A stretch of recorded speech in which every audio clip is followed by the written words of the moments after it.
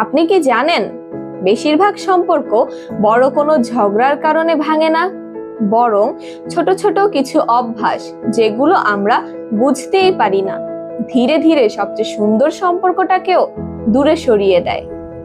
মাঝে মাঝে আমরা ধরে নিই সে তো আছেই, তাকে আলাদা করে গুরুত্ব দেওয়ার দরকার নেই। আর এখান থেকেই শুরু হয় দূরত্ব।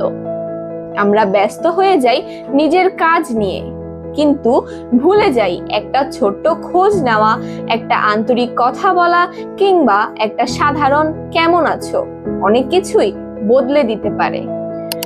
কখনো কখনো আমরা এমন মানুষদের ওপরেই সবচেয়ে বেশি রাগ দেখাই যারা আমাদের সবচেয়ে বেশি ভালোবাসে, কারণ আমরা বিশ্বাস করি তারা কখনো আমাদের ছেড়ে যাবে না।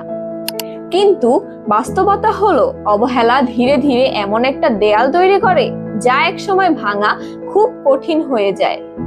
আরেকটা বড় ভুল আমরা প্রায়ই করি, আমরা শুনি কিন্তু মন দিয়ে শুনি না।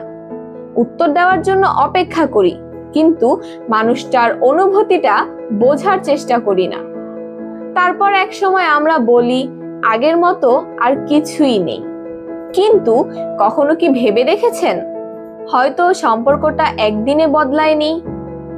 প্রতিদিনের ছোট ছোট অবহেলা, না বলা কিছু কথা আর জমে থাকা কিছু অভিমান মিলেই সেই পরিবর্তনটা তৈরি করেছে। তবে একটা বিষয় মনে রাখবেন, সম্পর্ক টিকিয়ে রাখতে সবসময় বড় কোনো উপহার বা অসাধারণ কিছু করতে হয় না। কখনো কখনো একটি ফোন কল, কয়েক মিনিট সময় দেওয়া, কিংবা আন্তরিকভাবে কারো কথা শোনা, এগুলোই সবচেয়ে বড় যত্ন হয়ে দাঁড়ায়।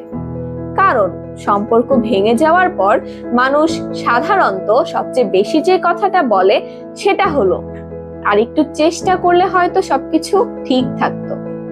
তাই দেরি হওয়ার আগেই আপনার প্রিয় মানুষগুলোর খবর নিন, কারণ কিছু মানুষ হারিয়ে যাওয়ার পর তাদের জায়গাটা আর কখনো পূরণ হয় না।